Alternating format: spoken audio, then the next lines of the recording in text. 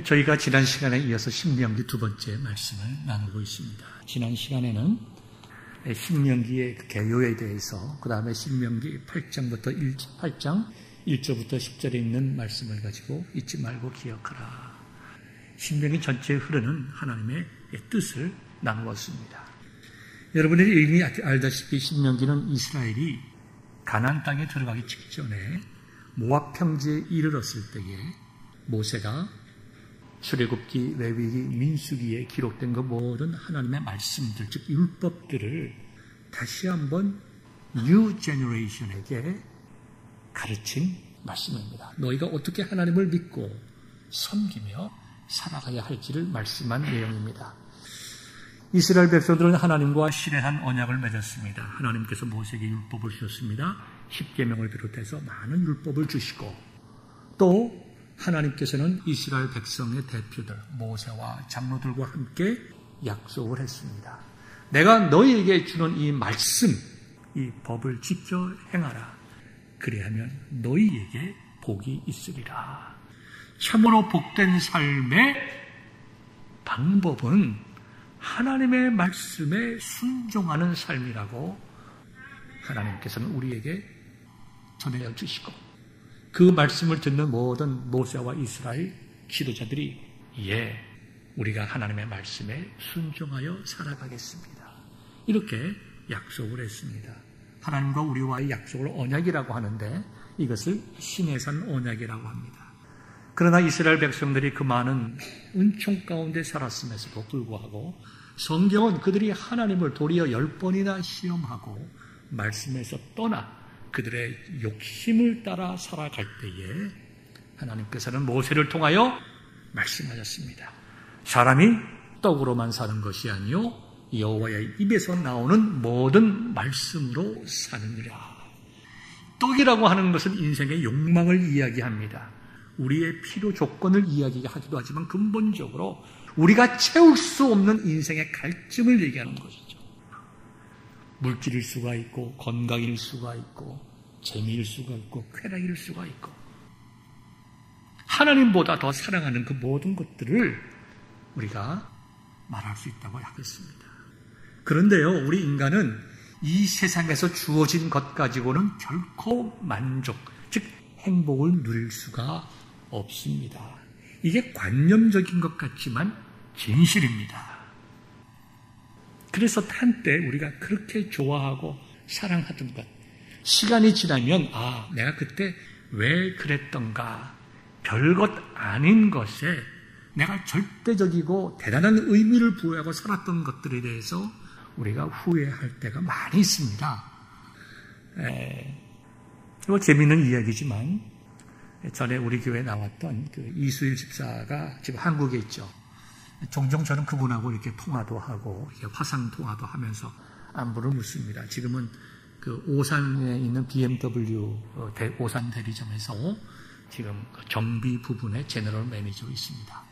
앞으로 한 1, 2년 후에 다시 한번 이곳에 오기 위해서 자기가 한 번 더 기회를 보겠다고 이렇게 얘기하고 여러분들에게 안부를 묻습니다. 근데 그 이수일 집사의 그 부인, 그 이민아 집사의 남동생이 그 당시에 한 5, 6년 전이죠 벌써. 결혼을 하지 않았는데 저한테 이런 얘기를 해요. 목사님, 우리 처남이 신부감을 우주바퀴선에서 탔는다고 하면서 왜 우주바퀴선에서 탔냐 그랬더니 목사님, 우주바퀴선에 가면요 김태가 밭을 메고 있대요. 그렇게 젊은 처자들이 예쁘다는 거죠. 그래서 그러냐 그랬습니다. 그래서 한 번 제가 우주바퀴선 선교사를 만난 적이 있습니다. 그래서 제가 물어봤어요. 선교사님, 우주바퀴선에서는 김태가 밭을 간다면서 그러니까 그분이 그래요. 진짜 그렇다는 거예요. 그렇게 젊은 아들이 그렇게 예쁘대요. 정말 그게 예쁘답니다. 근데 그 다음 말은 더 중요합니다. 그런데요, 목사님, 그분들의 체질이 좀 이상해요. 나이가 들면 정말 돌연변이를 해가지고 정말 그렇게 아름답고 예쁘던 몸매는 다 어디 사라지고 전혀 엉뚱한 모습으로 변환되는 거예요. 그래서 제가 그 얘기를 가만히 듣고 소련 사람들, 동구 사람들도 나이 드신 분 보십시오. 사진을 한번 보세요. 영화를 보거나. 그러면서 그분이 그런 얘기예요. 목사님, 어딜 가더라도 대한민국 여성이 제일 예쁩니다. 이건 아멘 하셔야 돼요. 그렇기 때문에 한국 여성하고 살아가는 여러분들은, 남자분들 역시 하나님의 복받은 사람들입니다. 그래서 제가 그 얘기를 들으면서 우리 인생이 그렇지 않은가. 우리 눈에 보이는 아름다운 것, 눈에 혹한 것, 인간의 욕망이라고 하는 것이 우리를 채울 수가 없어서 쫓아가지만 결코 우리는 모든 것을 낭비하고 만다는 것입니다. 왜 그럴까요? 왜 우리는 무엇인가 있으면 행복할 것 같아 그렇지 못할까요? 그것은 하나님께서 저와 여러분들을 천하 만물보다 더 존귀하게 만들었기 때문입니다. 더 존귀하게 만들었기 때문이에요. 그래서 우리가 온 천하 만물을 다 소유하고 온 우주 만물을 내 손으로 조물락조물락하기 전까지는 우리 인간의 마음에 절대적인 만족, 절대적인 행복이 없다는 거예요. 누가 지혜로운 자입니까? 인간의 욕심을 따라 살아가는 것, 떡. 사람이 떡으로만 사는 것이 아니라고 하나님의 말씀이 우리에게 증거하고 있음에도 불구하고 그 인간의 욕망을 따라 살아가는 그 삶의 결과가 솔로몬이 뭐라고 그랬습니까? 헛되다고 그랬습니다. 헛되고 헛되고 헛되고 헛되고 헛되다. 네, 아멘입니다. 감사합니다. 적절한 시간에 아멘 해주셔서. 하나님의 말씀이 뭐라고 했어요? 사람이 떡으로만 살아가는 것이 아니요 여호와의 입에서 나오는 모든 뭐라고요? 말씀으로 살아간다. 하나님께서 주시는 것으로 살아가야 된다. 그 말입니다. 하나님이 주시는 것만이 복된 것이다. 하나님이 나에게 주신 가정, 하나님이 나에게 주신 남편, 하나님이 나에게 주신 자녀. 목사님, 우리 애들이 얼마나 속을 썩이고 힘들게 하는데 그게 뭐가 복입니까? 왼수지. 여러분, 그렇게 생각하지 않기를 바랍니다. 하나님께서 때로는 우리를 힘들게 하는 자녀들이 있다 하더라도 하나님께서 분명한 선한 이유가 있어서 나에게 잠깐 맡기신 것입니다. 나를 복되게 하시기 위해서, 내 인생을 아름답게 하시기 위해서, 내가 하나님만 의지하고 바라보며 살아가게 하기 위해서 나에게 힘든 자녀도 주시고 힘든 남편도 주시고 힘든 직장도 주신 것입니다. 우리가 그것을 깨닫지 않으면 우리는 행복한 삶을 살아갈 수가 없어요. 나는 왜 이러한 삶을 살아가나? 내 인생은 왜 이렇게 지지리도 힘든가? 나는 왜 이렇게 복도 없나? 천만의 말씀. 하나님은 오늘 본문의 말씀을 통해서 너희는 복된 사람이다 라고 선포하고 계세요. 우리 그리스도인들은 이미 복받은 사람입니다. 하나님의 행복한 삶을 보장받은 사람이에요. 왜요? 하나님의 말씀이 우리에게 증거하고 있잖아요. 이스라엘이여 너는 행복한 사람이로다. 나는 이스라엘 백성이 아닌데요. 여러분, 우리가 다 영적으로 이스라엘 백성들 아닙니까? 하나님의 자녀들은 진실로 행복한 사람이라고 여기 증거하고 있는 것입니다. 오늘 신명기 전체의 흐름을 통해서 본문을 이해하도록 하겠습니다. 다시 설교의 첫 장을 처음으로 돌아가면 신명기는 그러한 이유, 새로운 제너레이션을 위해서 쓰여졌는데 크게 두 가지입니다. 잊지 말고 기억하라. 지난주 설교 제목 아닙니까? 뭘 기억하라는 거예요? 사람이 하나님께서 주시는 것만으로 만족하고 살아야 된다. 하나님의 말씀대로 살아야 된다. 말씀에 순종하고 살아가야 된다. 그래야 너희에게 보장된 약속의 땅, 행복의 땅, 천국에 갈 수 있다. 이 말씀을 하고 있는 것입니다. 이스라엘 백성들은 430년 동안 이집트의 노예로 있다가 이제 모세의 인도함을 따라 광야로 나왔습니다. 그들이 홍해바다를 육지와 같이 건너고 그 다음에 만나를 먹고 메추라기를 먹고 옷과 신발이 헤어지지 아니하고, 무슨 말입니까? 하나님께서 그들의 살아가는 데 필요한 모든 것을 채워주시면서 그들을 훈련시키셨어요. 낮추시기도 하고 높이시기도 하고 먹이시기도 하고 그 다음에 가라게 하시기도 하고. 그래서 내가 살아가야 할 삶의 이유와 목적과 존재와 가치와 의미가 무엇인지 깨달아 알게 했습니다. 많은 기회를 주었지만 아마도 그들이 430년 동안 우상을 숭배하는 나라의 종으로 있어서 그랬는지, 그들의 마음에 특별히 완악해서 그랬는지, 그들이 10번이나 하나님을 시험하면서 하나님의 종 모세에게 대적하기도 하며 다시 돌아가려고도 하며 여러 가지 그들이 지을 수 있는 많은 죄악을 저질러서 하나님의 공의 앞에 그들이 견디지 못하고 다 광야에서 죽고 말았습니다. 특별히 하나님께서 약속의 땅을 그들에게 보여주시고 12명의 각 족장들의 그 지파의 대표들을 뽑아서 유능하고 똑똑한 사람들을 뽑아서 정탐꾼을 보냈더니 10명의 정탐꾼은 이제 우린 다 죽었다. 우린 망했다. 불신앙의 소리를 하고 자기들만 불신앙의 소리를 하는 게 아니라 백성들을 불신앙의 자리로 인도하는 그런 죄악을 버물었습니다. 백성들은 뭣도 모르고 밤새도록 이제 우리는 죽었다, 망했다, 울고 불며 통곡했습니다. 하나님이 뭐라고 말씀했습니까?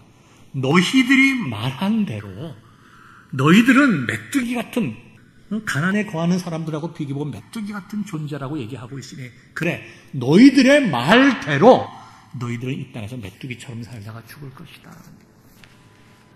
그래서 출애굽을 한 퍼스트 제너레이션은 여호수아와 갈렙 외에 모두 다 죽고 말았습니다. 그리고 새로운 제너레이션, 광야에서 태어난 새로운 제너레이션을 데리고, 새로운 세대를 데리고 이제 이스라엘 민족들이 가나안 땅으로 들어가야 되는데 모세의 마음이 무거웠습니다. 이들이 정말 잘 하나님을 섬겨야 할 터인데, 하나님을 순종하며 살아야 할 터인데, 내가 다시 한번 가나안 땅에 들어가기 전에 이 광야에서 태어난 젊은 세대들에게 말씀을 가르쳐야 되겠다. 그래서 출애굽기, 레위기, 신명, 민수기에 있는 내용들을 다시 한번 잘 정리해서 생활에 적용하고 어떻게 하나님의 백성들이 믿음으로 살아야 할 것인가에 대해서 말씀을 가르쳐 준 것이 신명기라고 하셨습니까? 근데 신명기를 마지막 쭉 하다 보면 신명기 32장에 보면 하루는 하나님께서 모세를 부르셨어요. 모세야, 너는 신명기 32장 49절입니다. 너는 여리고 맞은편 모함 땅에 있는 아바림 산에 올라가 느보산에 이르러 내가 이스라엘 자손에게 기업으로 주는 가나안 땅을 바라보라 그랬습니다. 내 형 아론이 호르산에서 죽어 그의 조상에게로 돌아간 것 같이 너도 올라가는 이 산에서 죽어 내 조상에게 돌아가리니. 얼마나 황당한 얘기입니까? 얼마나 기가 막힌 말입니까? 모세가 그 고생하면서 여기까지 왔는데 이제는 이 백성들을 데리고 잘 가르쳐서 가나안 땅에 들어가서 그들로 하여금 자리 잡고 살게 해주어야 할 마음이 크득한데 하나님께서 모세야, 네 형이 죽은 것처럼 너도 이제 죽을 것이다. 너는 가나안 땅을 볼 것이지만 그 땅에 들어가지 못할 것이다. 세상에 이런 황당한 이야기가 어디 있습니까? 하나님 어떻게 이러실 수가 있습니까? 도대체 내 인생이 뭡니까? 라고 이야기할 수 있는데요. 오늘 우리가 읽은 본문의 말씀처럼 모세는, 하나님께서 모세를 향하여 너는 행복한 사람이다. 이스라엘 민족들뿐만 아니라 이스라엘 민족의 대표인 모세를 향해서 동일한 말씀하고 계시는 거예요. 모세야, 너는 행복한 사람이다. 여러분, 모세의 입장을 한번 생각해 보세요. 그는 히브리 민족으로 정말 강에 버림을 받았습니다. 그죠? 남자아이들은 다 죽이라고 그랬으니까 강에 버렸어요. 그 애굽 노예 생활을 하던 이스라엘 민족들이 아들을 낳으면 다 강에 버려서 죽여야 했습니다. 악어밥이 되게 해야 됐어요. 그래서 죽음의 길을 악어에게 잡혀먹을 때를 기다리면서 둥둥둥둥 떠내려가다가 목욕을 하던 바로의 공주에게 발견되어서 하루아침에 뭐가 됩니까? 왕자로, 이집트의 왕자로 살게 됩니다. 지금으로 말하면 뭐라고 얘기할 수 있겠어요? 며칠 전에 제가 신문을 보니까 호주의 한 부부가 로또를 샀는데요. 안 맞은 건 줄 알고 찢어버렸대요. 그래서 기분이 이상해서 다시 사서 보니까 그게 맞았어요. 제가 기억하여 450억쯤 한국 돈으로 된다고 그러는데 말이죠. 모세가 뭡니까? 하루아침에 로또 받은 거 아니에요? 로또 맞은 거 아니에요? 그의 삶이 완전히 바뀌었습니다. 잘 먹고 40년간 살았어요. 그 왕자로 40년간 살았으니 얼마나 그 사치와 그 여유와 풍요에 익숙해져 있었겠습니까? 그러나 모세의 마음 심중에 민족적인 정신이 있었어요. 자기 민족을 사랑하다가 그런 살인자로 지명수배를 받아서 도망가게 됩니다. 이제 하루아침에 의롭게 살았지만 그 결과가 너무나 그를 고난 속에 빠뜨렸어요. 광야 속에서 40년간 삽니다. 그러나 거기서 그는 정말 잊어버린 무명의 존재로서 결혼도 하고 자기 집에 정말 대릴사 위로 들어가서 그냥 자녀들 놓고 오손도손 행복하게 살았습니다. 그런데 그를 하나님께서 부르셨어요. 어느 날 부르셔서 그에게 사명을 주었습니다. 너는 내 민족을 구원해내라. 사명을 주셨어요. 내가 그걸 어떻게 합니까? 그것이 내 겁니까? 하나님 것이. 그런 마음으로 나는 못합니다. 나는 거기에 대한 책임도 없고 의미도 없습니다. 라고 말하는 모세를 하나님께서 설득시켜서 그를 고난의 길로 들어가게 합니다. 하나님께서 그를 뽑아내어서 고난의 길을 가게 하셨던 얘기죠. 그래서 40년 동안 이스라엘 민족을 데리고 고생을 합니다. 고생을 해요. 차라리 그냥 궁중에서 편히 살았으면 그가 행복했을 때, 광야에서 그냥 아들, 딸 놓고 양치기 했으면 행복했을 때, 소박하지만 왜 그를 하나님께서 부르셔서 40년 동안 처절하게 고생을 시키냐 이거죠. 여러분, 왕궁에 살았던 모세, 광야에 살았던 모세, 그 다음에 이스라엘 민족을 이끌고 가나안 땅으로 가던 그 40년의 생활 중에 어떤 생활을 여러분들은 제일 좋았다라고 생각하십니까? 송중기랑 살기 원하시는 분들, 김태희랑 살기 원하시는 분들, 그거야 당연히 모세가 왕궁에서 왕자처럼 살았던 것이 제일 좋은 것이죠 라고 말씀하실 수가 있을 것입니다. 그렇지 않으세요? 여러분, 모세의 인생이 어느 40년이 가장 행복했느냐? 그 사람의 가치관에 따라서 다 다를 것입니다. 나는 뭐니 해도 궁정에서 잘 먹고 잘 살고 일하지도 않고 많은 궁녀들 데리고 살고 그게 최고지. 김태랑 사는 게 최고지 하고 생각하는 분들도 있어요. 그거 뭐 복잡하게 그렇게 살 필요 있나? 그저 오손도손 아들 딸 낳고 사는 게 좋지 라고 생각하는 사람도 있고, 많지는 않겠지만 그래도 나는 하나님의 뜻을 이루며 살아가는 것이 좋다라고 생각하는 분들도 이 자리에 난 많이 있을 줄 압니다. 아멘 아닙니까? 아멘입니다. 조조가 그가 죽었을 때에 이런 유언을 남겼다고 그래요. 그것이 뭐 이렇게 역사의 진실인지 아닌지 모르겠지만, 내가 죽으면 내 무덤을 파내지 못하게 무덤을 72개를 지으라고 했습니다. 그래서 여러 곳에다가 조조의 무덤이 72개를 만들어놨어요. 아주 똑같이. 그 어느 곳에 묻혀있는지 깨닫지 못하게. 왜 그랬을까요? 그가 정말 난세의 영웅이라고 그러잖아요. 그가 한 말 중에 가장 유명한 말이 무슨 거 아시잖아요. 온 천하가, 내가 온 천하를 버릴지언정 온 천하가 나를 버리지 못하게 하겠다. 뭐 그런 말 하지 않았습니까? 다시 말해 자기의 존재의 가치가, 자기의 밸류가 온 천하 백성들보다 더 귀하다는 거죠. 자기 하나 살기 위해서는 온 천하 백성들이 다 죽어도 괜찮다는 사람입니다. 그만큼 그는 누리고 가지고 힘이 있었습니다. 그런데 그가 죽을 때에 얼마나 두려운지, 죽은 후까지도 두려워서 자기 사람들이 자기 무덤 파헤치지 못하게, 원수들이 내 무덤 파헤치지 못하게 무덤을 72개나 만들라고 하였습니다. 여러분, 우리 인생의 욕망이 우리에게 행복을 주지 못합니다. 정말 누가 행복한 사람인가? 오늘 성경 본문에 보니까, 자, 오늘 성경 본문 다시 한번 봅시다. 33장 26절입니다. 여수르니여 하나님 같은 이가 없도다. 그가 너를 도우시려고 하늘을 타고 궁창에서 위엄을 나타내시려노다. 쭉 하면서 29절 보니까 이스라엘이여 너는 행복한 사람이로다 그랬습니다.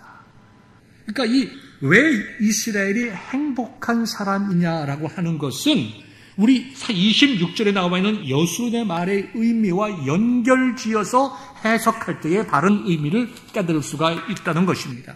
여수르인이라고 하는 말은 의로운 자, 올바른 자, 고결한 자, 하나님의 사랑을 받고 하나님의 사랑의 대상이 되는 그러한 존재라는 의미로서 여수르인이라는 말을 썼습니다. 성경은 여수르인이라는 말을 부정적이라는 말도 쓰고 긍정적이라는 말을 썼어요.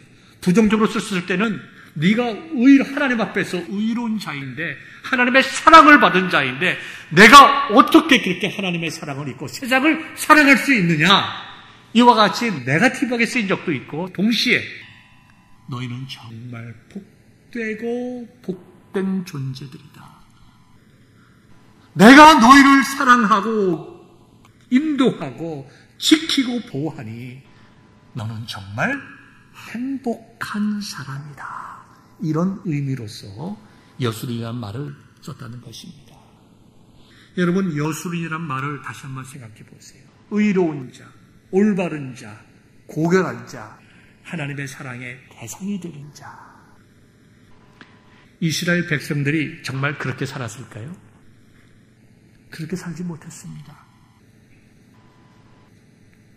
이스라엘 백성들이 하나님의 사랑을 받을 만큼 믿음의 삶을 살았을까요? 그렇지 못했어요. 그래서 출애굽 1세대들이 광야에서 다 죽고 2세대, 3세대들도 가나안 땅에 들어갔지만 또 거기서도 여러 가지 문제들을 그들 스스로 만들지 않습니까? 그런데 왜 하나님께서 그와 같이 의롭지 못한 자들을 향하여 의로운 자, 올바른 자, 고결한 자라고 했을까요? 그 이유는 하나님께서 그들을 택하셨기 때문입니다. 하나님께서 그들을 하나님의 자녀로 삼으셨기 때문이에요. 하나님께서 그들에게 특별한 소명을 주시고 그 소명을 이루어가게 하셨기 때문에 우리가 신약적인 의미로 접근해 보면 하나님께서 예수 그리스도의 십자가의 보혈의 은총으로 그의 택하신 백성들을 의롭게 하셨기 때문에, 바르게 하셨기 때문에 어떻게 살아가는 것이 올바르고 의미 있고 가치 있는 것인지 깨달아 알 수 있는 존재로 만드셨기 때문에 하나님의 은혜와 사랑의 윈도우로 보시면서 너희는 여수름이다, 너희는 의로운 자다, 올바른 자다, 나의 사랑을 받은 자다, 내가 너희를 사랑해서 지키고 보호하고 인도하리니 너희는 가나안 땅에 들어가서 복된 삶을 살 것이다. 그러므로 너희는 참으로 행복한 자이다. 이렇게 선언하셨어요. 그래서 이스라엘 백성들은 의로운 자들이에요. 영적인 이스라엘 백성인 저와 여러분들, 하나님께서 우리를 의로운 자로 봐주십니다. 그리고 우리에게 사명도 주시고 인생의 새로운 의미도 예수 그리스도의 십자가 안에서 주셨어요. 다시 구약으로 돌아가면 이스라엘 백성들에게 율법을 주셔서 그 율법을 통하여 어떤 것이 의로운 것이고 어떤 것이 거룩한 것이고 어떤 것이 바른 것이고 어떤 것이 참으로 인생에 의미 있는 것인지를 알려주셔서 그들이 그것을 추구하고 그 추구할 때 오는 행복을 경험하며 살아가게 그들에게 은혜와 복을 주셨다는 것입니다. 여러분은 행복한 사람입니까? 아멘 할 수 있어야 됩니다. 여러분이 왜 행복한 사람들입니까? 여러분들이 거룩한 사람들입니까? 왜 아무도 대답 안 하십니까? 아멘입니다. 우리 자신들의 모습을 볼 때 거룩하지 않지만 내가 예수 그리스도를 믿어 새 사람 되기에 하나님께서 나를 의롭다고 봐주시고 인정해 주시는 것입니다. 자, 다시 모세 이야기를 잠깐 해봅시다. 모세가 느보산에 올라갔습니다. 신명기 34장을 보면 9절에 이렇게 기록되어 있습니다. 7절에 보니까 모세가 죽을 때에 나이 120세였으나 그의 눈이 흐리지 아니하였고 기력이 쇠하지 아니하였더라. 이스라엘 이렇게 말씀하셨어요. 그러니까 모세가 120살에 하나님께서 그를 부르셨을 때에 그의 눈이 흐리지 아니하고 기력이 쇠하지 아니하였다고 이야기했습니다. 무슨 말이에요? 건강해서 죽을 때가 아니었다는 거예요. 근데 하나님께서 그의 생명을 거둬가셨어요. 세상에 이거 더 억울하지 않습니까? 자기가 40년 동안 왕궁에 있어서 행복한 삶을 살았지만 민족을 사랑했기 때문에 40년간 광야에서 고생했어요. 그나마 소박하게 아들, 딸 낳고 살고 있는데 하나님께서 그에게 또 부르셔서 진짜 이스라엘 백성들을 이끌고 오면서 광야길에서 고생 많이 했습니다.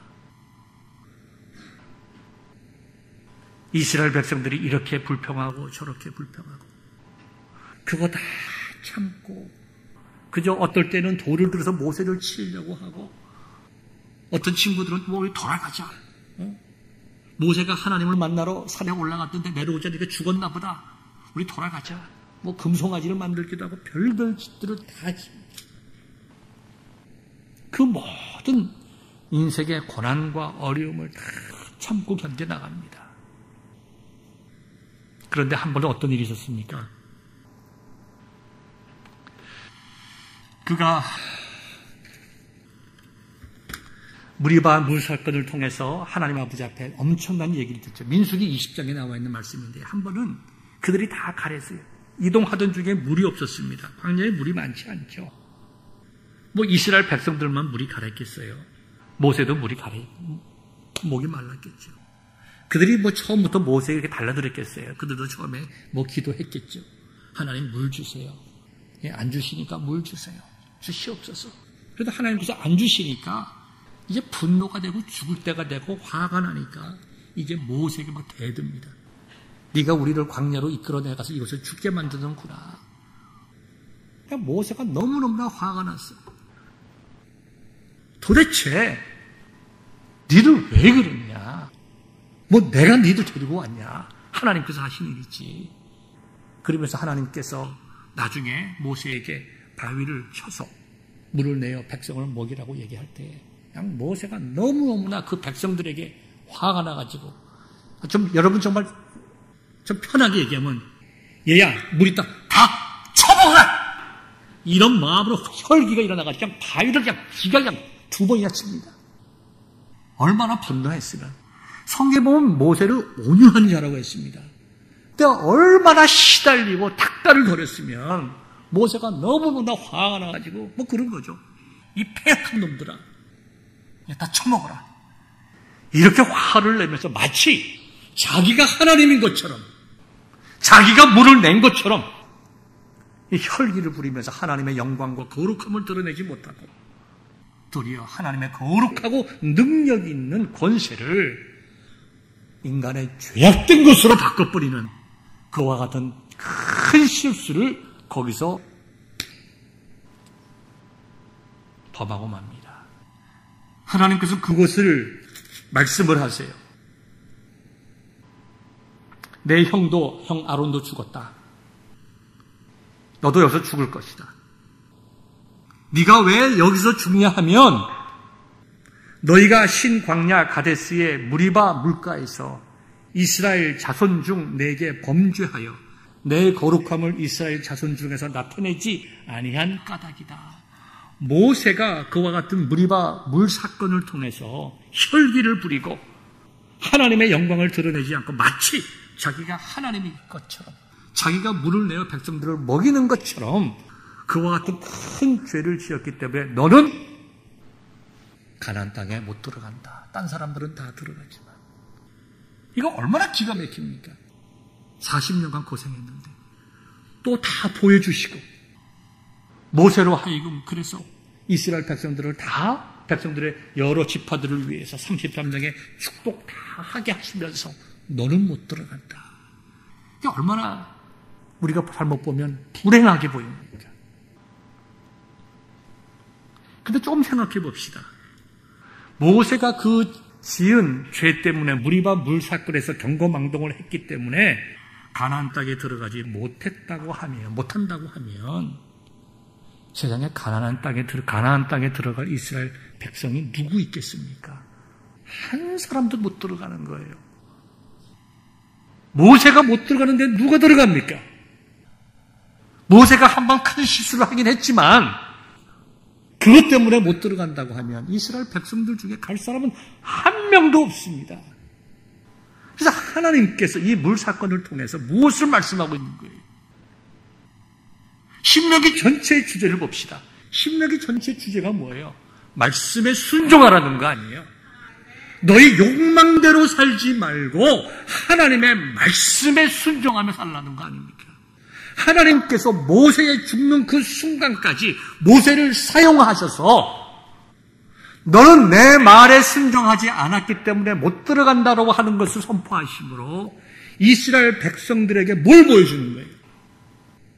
하나님의 말씀에 불순종하면, 하나님의 말씀에 순종하지 아니하면 누구도 가나안 땅에 들어갈 수 없지만 너네들도 똑같은 죄인이지만 너희는 너희들의 의로움과 잘났기 때문에 가는 것이 아니라 하나님의 은혜로 가는 것이다. 신약적으로 말씀하면 사람이 율법을 지켜서 가는 것이 아니라 예수 그리스도의 십자가의 공로에 의지하여 우리가 하나님의 나라에 갈 수 있다는 것을 모세의 죽음을 통해서 우리에게 보여주시는 거예요. 모세가 인간적으로 보면 얼마나 억울하겠어요. 내 인생이 이게 뭔가 고생은 죽도록 했는데 나는 가나안 땅에 들어가지도 못하는구나. 그렇게 생각하면 그의 인생이 참 불행한 거예요.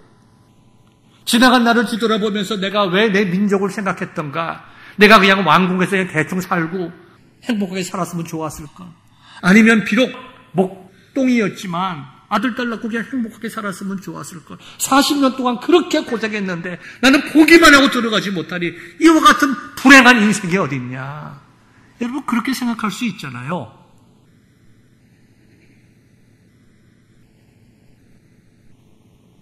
모세만 그래요? 여러분 우리들도 마찬가지잖아요. 여러분 어떤 사람이 60년을 살았다고 생각해 봅시다. 자기 인생 뒤돌아보면서 내 인생은 왜 이렇게 지지리도 복이 없나, 이런 말씀하시는 분들이 종종 있습니다.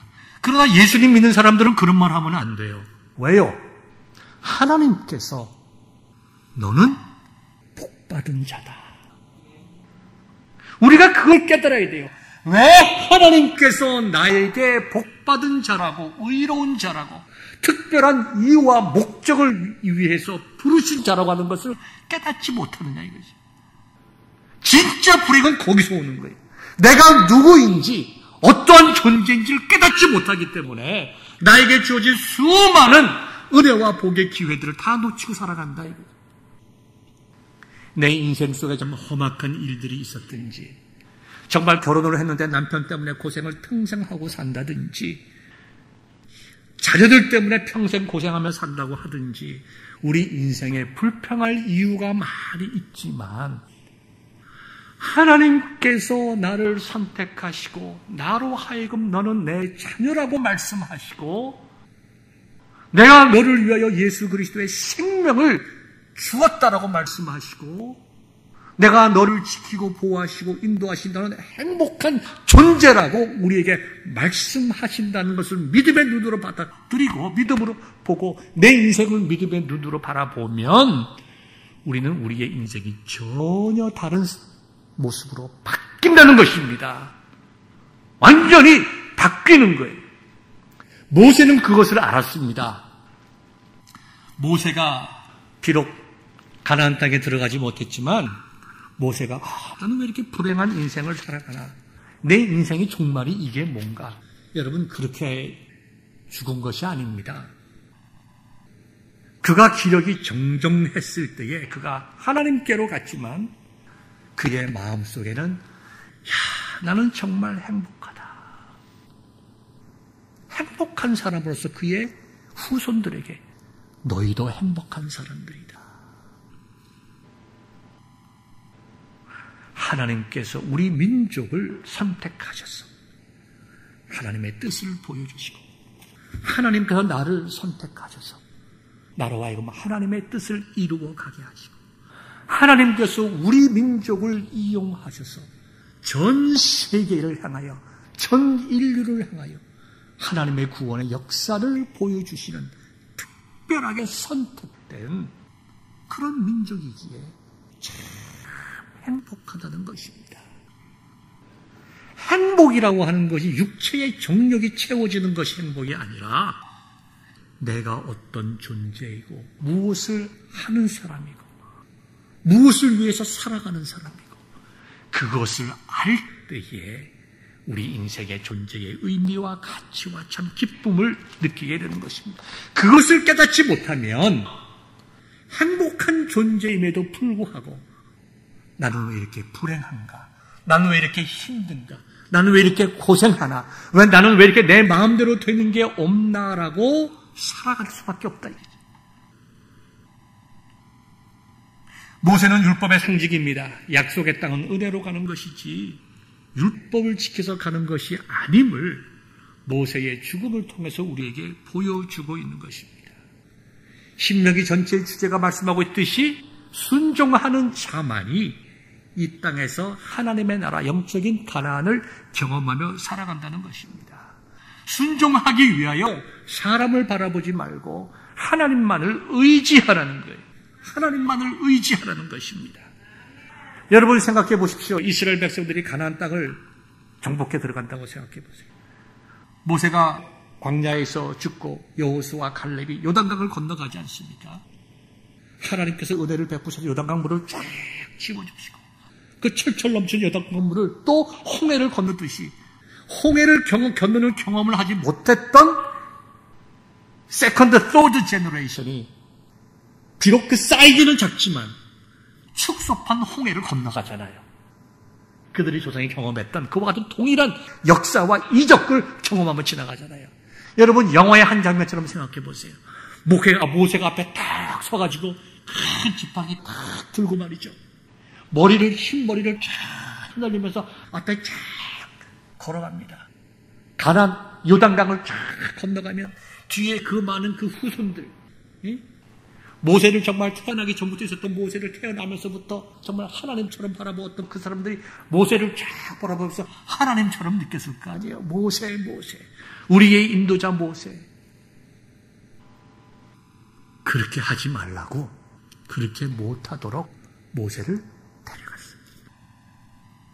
그들은 슬퍼하고 그들의 지도자가 없어진 것으로 해서 걱정했지만 하나님께서는 모세 다음 세대를 위하여 여호수아와 갈렙을 준비해 주시고 우리가 모세를 의지하는 것이 아니라 이제 정말 가나안 땅에 들어가면 하나님만을 의지하고 하나님 말씀대로만 살아야 되는구나. 그것 위해서 하나님께서 모세를 데려가 버리신 거예요. 그러니까 모세는 죽는 그 순간까지 하나님으로부터 하나님의 사용된 그와 같은 복을 누린 것입니다. 여러분 어떤 삶을 사시기를 원합니까? 드릴 말씀이 너무나 많이 있지만 모세는 정말로 복받은 인생을 살아갔습니다. 죽는 그 순간까지 하나님의 뜻을 이루며 살아갔던 것처럼 저와 여러분 내가 누구인가 하는 자화상을 다시 한번 우리가 생각해 봅시다. 하나님의 나라를 위하여 하신 일이 무엇인가? 나에게 무엇을 원하시는가? 나에게 생명 주시고 지금 이 자리에 예배드리게 하시는 이유가 무엇일까?